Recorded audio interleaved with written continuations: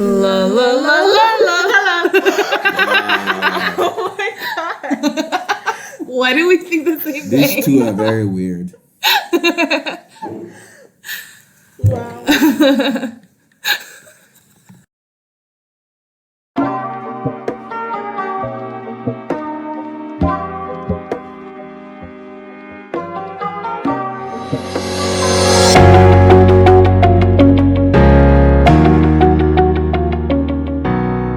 Welcome to Freedom Soapbox, Freedom Soapbox. #1 podcast For life. from our perspective. Namdi.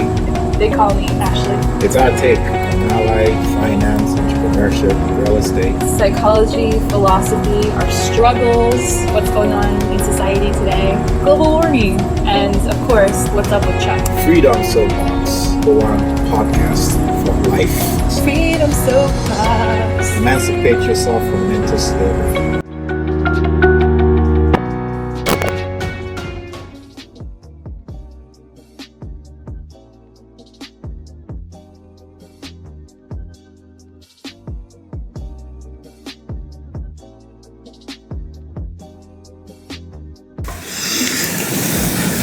Ladies and gentlemen, welcome back to Freedom Soapbox.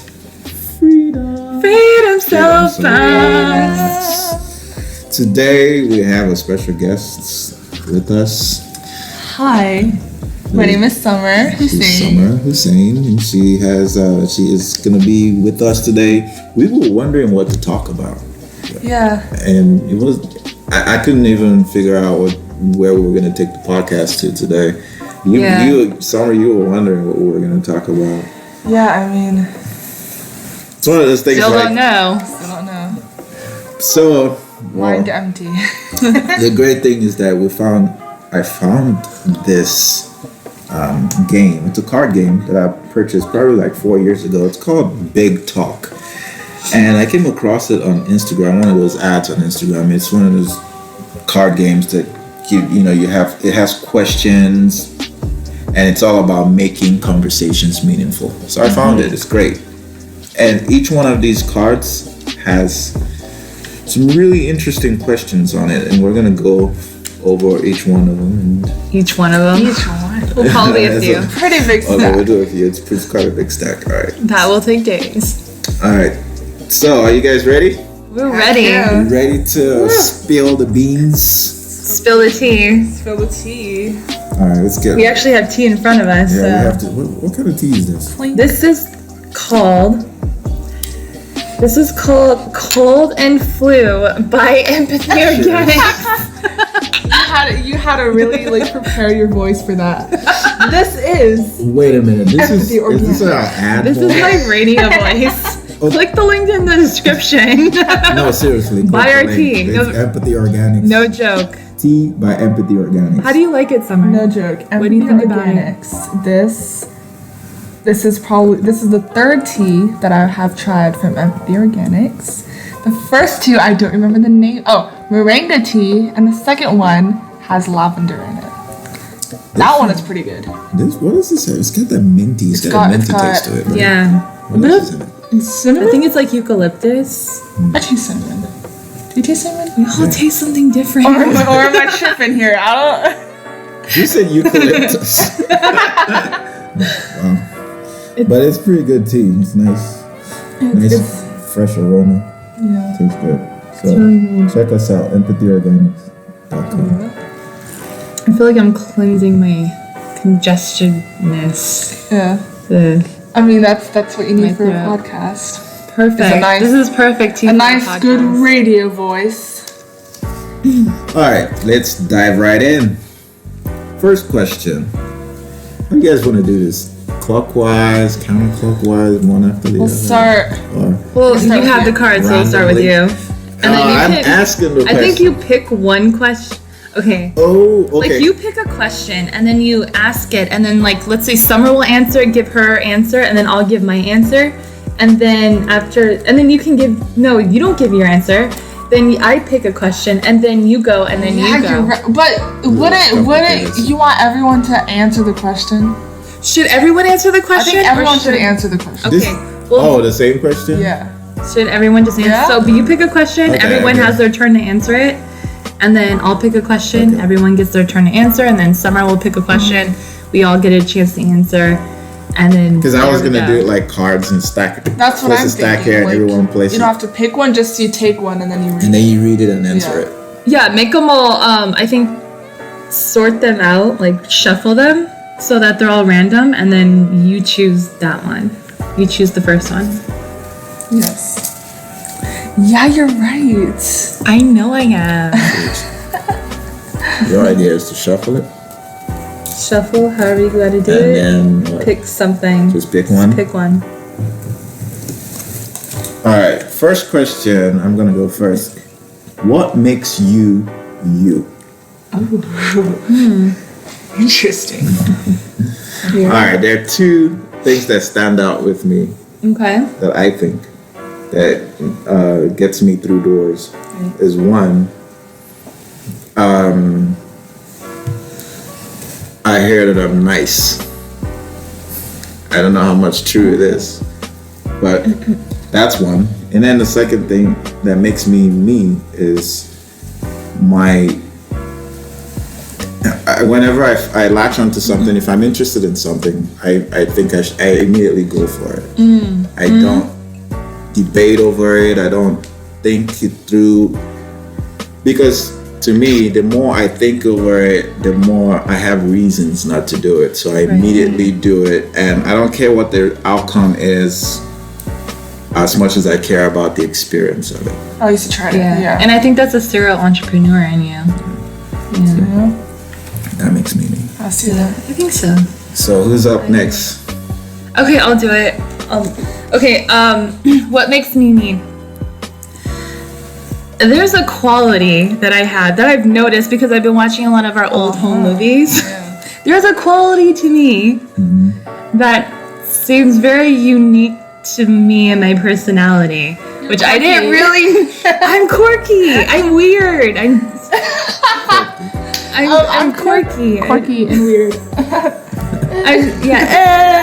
Not in a cute way, but like, no, I'm noticing that it's not just me developing this personality. I've been this way the whole time. I've always been a weirdo. What are the quirks? Let me see. I know. I think you guys both can. Oh, there was give one some time. There was that examples. one video that we were watching, and she goes like this. What was it that you did? And all of us were like, "You still do that? You still do that till today?" Or you're like, or something like that. I know you still do that. Okay. You do that. Yeah, there's so many like things that I noticed. What quirks do you have? What other quirks does she have? Yeah, the quirks. So you guys give some examples of my weird quirks. Well, that was one. Shoot. I know that I always have to have like some kind of attention. I've noticed that You as have well. a Like very in the camera, leadership- I'm just like, I need the camera to pay attention. I need to explain what's happening. Or I need to make a quirky joke about how dad, is mad all the time. Or I need to make fun of mom in front of the camera. Yeah. Like I always, That's funny. like I have to throw jokes around, I guess, even though they're not really that funny. I see that. You play into the camera. I know that I have to do that. And also with like performing, like, I know like you guys, especially what mom was saying, like when we were having that one karaoke night and mom's like, wow, Ashley, you just like, you're an actual entertainer. Like you don't just get up there and sing, you do all kinds of weird stuff. Yeah. And then I'm looking at my videos from when I was a child and I'm like, I did all kinds of weird stuff back then. So I do all kinds of weird stuff. That's what makes me me. All kinds of weird junk. I do all kinds of weird junk. All kinds of weird quirkiness. Yeah. Some. What makes you you? I feel like this question is something that I myself cannot answer because I just feel weird. Like, Do You it. feel awkward? I feel awkward talking about like certain Talking about qualities. yourself? Talking about like Yeah. certain qualities of Hey, myself. you know what I found out over time? That the only person who can sing your praises the best is you. Uh-huh. Because you know yourself. I think that we have this thing that we've been taught to diminish ourselves, diminish our abilities, play modest, be humble. You hear that a lot. I don't agree Anytime with we that. like start talking, like praising ourselves, someone around you always go, someone's conceited. Right, Yeah. Right? Yeah. I think it's okay to sing your own praises. There's nothing wrong with it at all. Like you should be your own cheerleader, like they say. I agree with that. We've been taught to hate ourselves, but no, we really shouldn't. Yeah. So, I guess one thing would be, I think a lot of people tell me this. I have a very creative eye, I guess. I think so. And I know, because I kind of did this same type of game with a few of my friends. And this was one of the questions was like, it was like you ask a question and then the other people have to answer it about you. Oh, okay. And one of the questions would was be fun. similar to this, and they talked about how I'm very creative and I have a good eye for like art and things regarding that. Cool. And I guess that's one thing. I really don't know what else to say. I don't know what else to That's a say. good quality. But, okay. All right. Moving right along. Second question. Oh wait, it's my turn to choose Oh, a you get question. some. Yeah, All right. we're doing that. What will it be? Girl. Do you fit in or stand out? How so? I'm different. Me myself, I think that I try to fit in, and I've been trying to fit in my whole life. But I'm different. No, I think I do I think I do stand out. I've always felt like I'm the different one. It doesn't matter where I am. If I'm in like a Daisy party, I'm always the one who stands out. Everyone's always looking at me, obviously. Yes. If I go even into like mom's family, I always feel like people are staring at me. I'm the different one. What about professional? Professionally, I usually try to stay low radar because I'm always afraid that I'm going to like get caught not knowing something. So I'm always trying to like fit in and not get let someone exactly. I have that, but I've noticed now, or like I've grown into my roles, so I feel like As a teacher, as a teacher, as faculty, and all that. So I feel like I definitely have the right to be there, and I don't care if I make anyone mad anymore. So whenever I stand out, I stand out. I don't know. Yeah. Okay, who's next? You or? Question is, Do you stand out? Do you fit in or stand out? How so? I try to fit in, but I eventually stand out. Usually, when I'm in a new environment, I typically I'm typically quiet and just listening, trying to figure out who's who, what the texture or what the environment feels like, and then I try to fit in. But then sometimes my personality takes over and I get like very intense, or maybe I say something mean, or and then I stand out. So do you? so that's how it is. Yeah, I mean, I get that. I would say for me, going off of what Ashley said, I guess from how young I am, I don't have much experience in the more professional world of work. I've only had one job, but I guess, within school and everything, yeah, from what Ashley said, I used to want to fit in so bad. I would do everything to just like kind of be like everyone else, be, the normal kid. Because, being half white, half Pakistani, having the last name Hussein, and not being able to do certain things that all the other kids can do. You just Why is that? feel Because we have all these restrictions. we have all these rules. restrictions, and I always felt like an outsider. I went through And that whole I thing think too. our whole family is we don't fit in. We're different. But I think that's why we wanted to try and fit in so much. Yeah. And I would just be so like kind of hesitant to tell people. I would just tell people like, oh, I'm white, you know. But I think later on, like especially in high school, I was just like, you know what? No, forget that. I want to stand out. You Like wanna I'm gonna be me, Right. unapologetically. Unapologetically you. I'm gonna be me, and I don't care what anyone says. That's you a know. shirt right there. Unapologetically me. Yeah. Yes, that's a good shirt. We should actually have that with you. Yeah, I'd wear it. So yeah, I think now I love to stand out, and I love to just be myself, and yeah. I think I have to agree with that because over the years, growing up, you feel this strong peer pressure You do. like this huge pressure to fit in, to be like everybody else. And I know you always talk about when you were younger and like all your friends were doing other things and your parents were extra strict. Yeah. So you also kind Right. of suffered like us. Yeah. So I had a pretty similar childhood to you guys. I had very strict parents. I grew up in Christian homes. My mom was a teacher. My dad, an engineer, pastor. So we had these very strict rules and things. Everybody else would go out to hang out, go out to events. I wouldn't be allowed to go. Or we wouldn't even go. So and that it went on like that until I want to say until after high school, or late high school. But and I find out that that also affected me in the way I handled things because I was very timid, kind of holding myself back, not willing to, show what I'm capable of when I'm around people. But what happens is over time, I started to just not care anymore. Yeah. It didn't matter, and part of it was just because of years of loss and tragedy, and when so many things happen to you, it makes you a little bit more tough. Yeah. You can Definitely. Yeah. handle more. So, and I think that's what happened to me. I really don't care what people think about me. I'm more unapologetically me, like you said. Right. I say what's on my mind.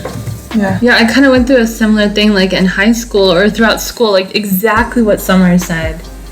But it was just like I think it was like the middle of 11th grade, I think, where I was just like, whatever, I'm just gonna be me. I'm just gonna do me. If my friends ask me what I'm listening to in my my Walkman, my CD player, because that's what it was back then, I'll be like, you know what, go ahead and listen. And then they'll hear some Bollywood or some Bhangra, and they'll just be like, what in the world heck is this?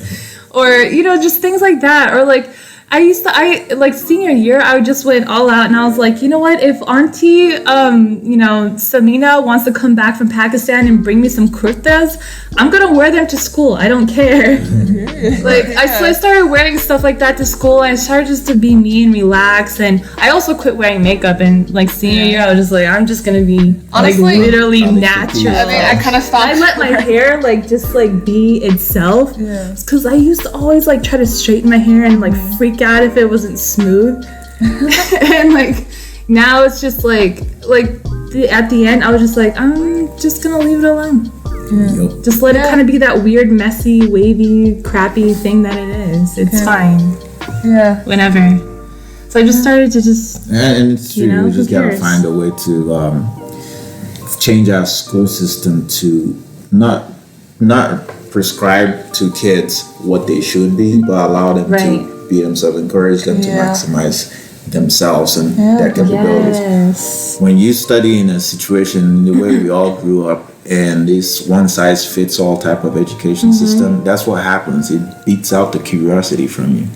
A lot of kids, a lot of us, as growing up, you wanted to know more, you wanted to learn more. But then what happens is you get to school and it's this pass or fail system, A or C or D or fail system, where it's like you either pass or you fail. It shouldn't be that way. It should be the education process. Have you mastered this? If not, it's okay.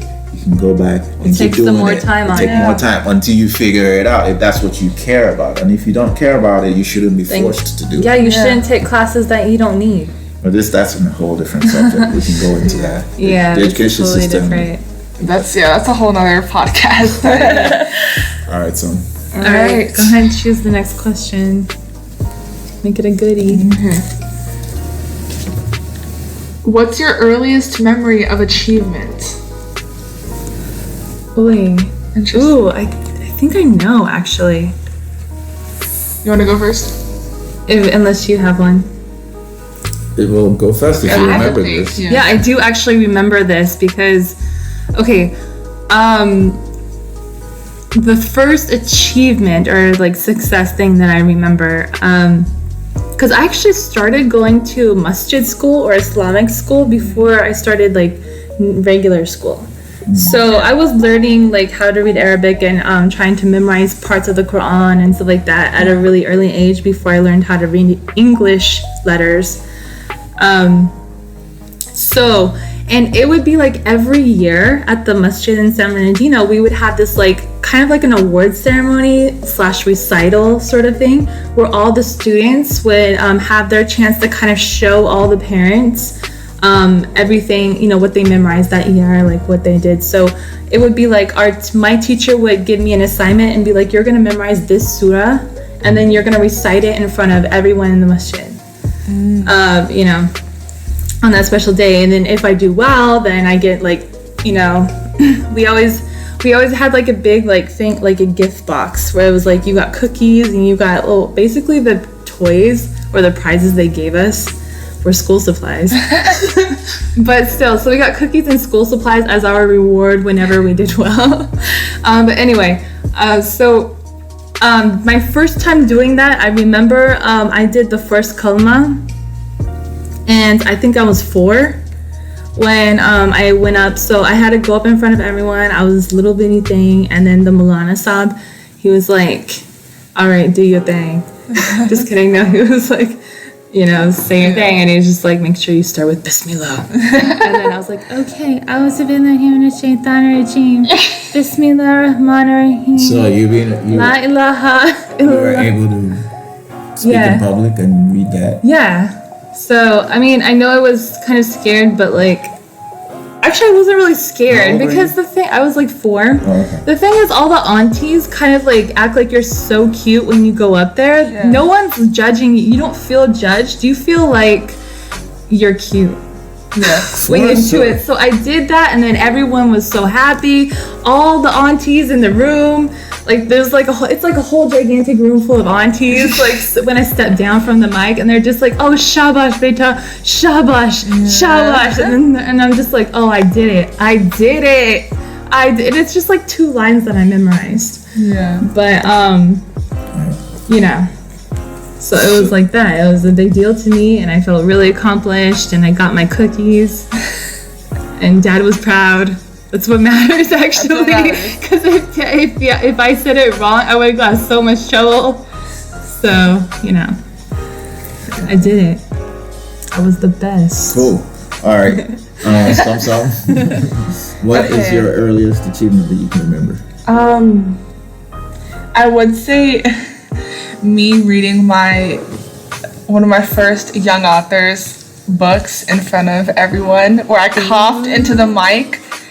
But I would like to choose a different memory.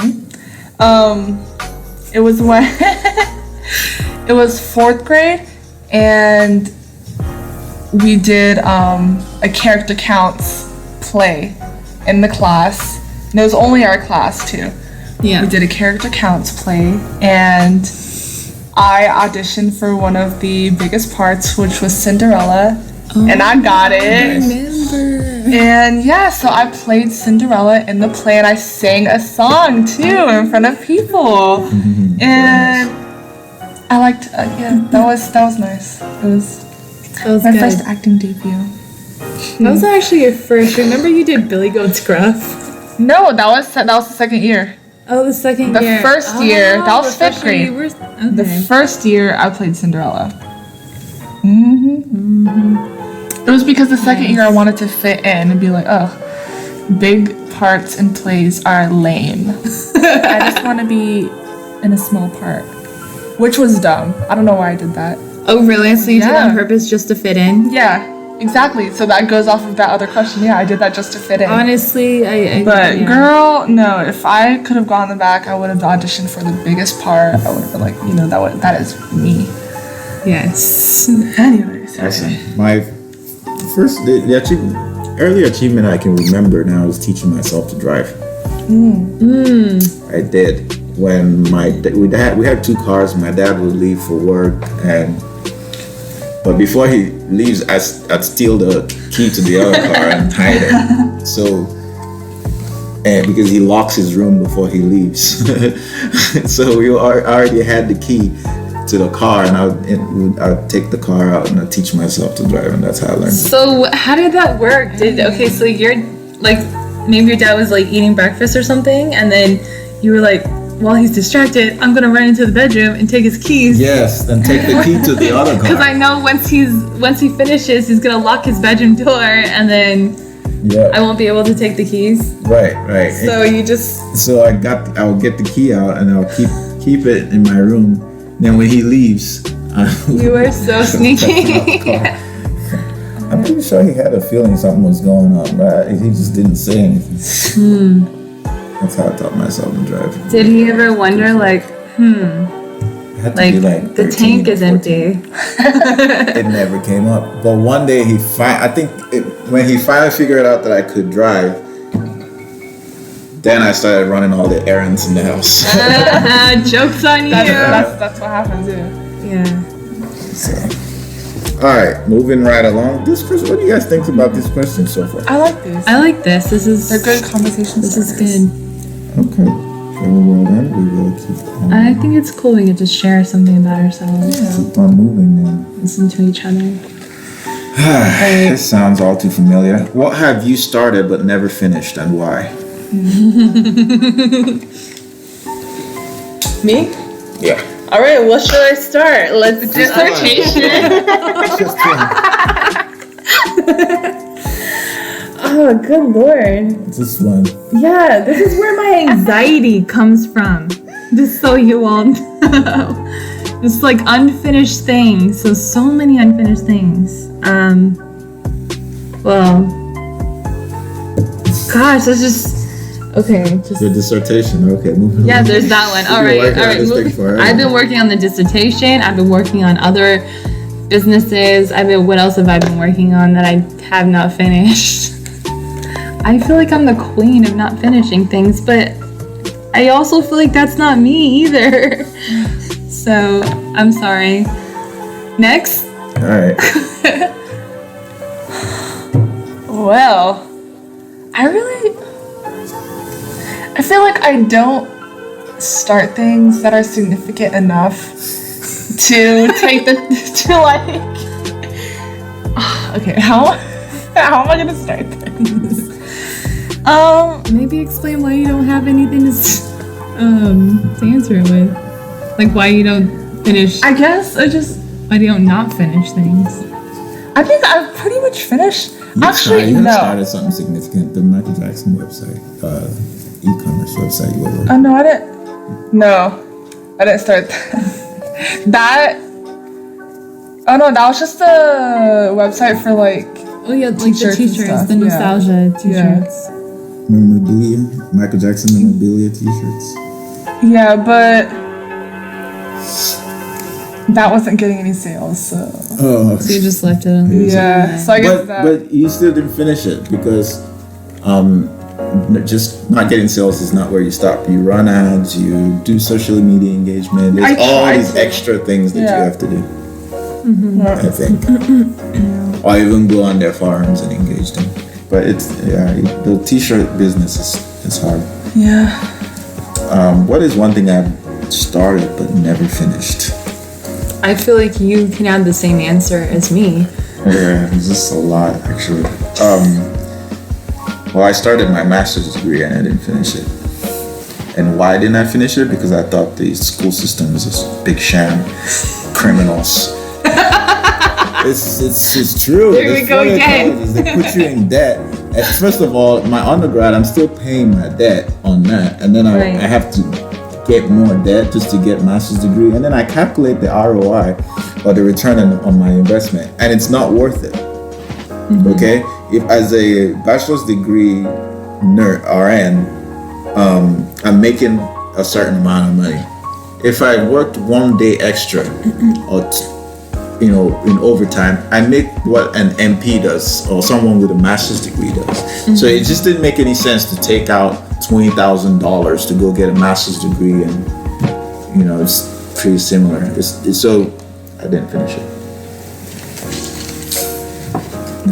All right. And I don't regret not finishing it because we're in business. Yeah, I doing don't other things. I don't think that, because if you did, your life would have been just like in the hospital. And you would have been just going after those roles. But I think we're in a better place. But I would still done business. Okay, so whose turn is it to shuffle? I'll do one. Wait, we used the same question, right? Did you answer that one? Okay. Wait, yeah, I answered the question. Yeah. I'm kind of moving around a little bit. Shuffly wuffly. Shuffle the buffle. Me, my, mo, muffle. Shuffle. Alright, I'm picking this one.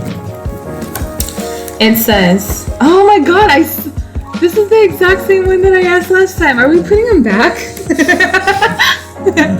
Alright. How did I go through a shuffle and still pick the same question? Shuffle, let's pick one. Alright, alright, here we go. What do you think about when you wake up? Who's got this? I don't think I even think. I just wake up. I'm wondering what the crypto market looks like. So that's you. Yeah. I know. If we're in a bull or if we're in a bear. Oh my gosh. First thing I do when I wake up is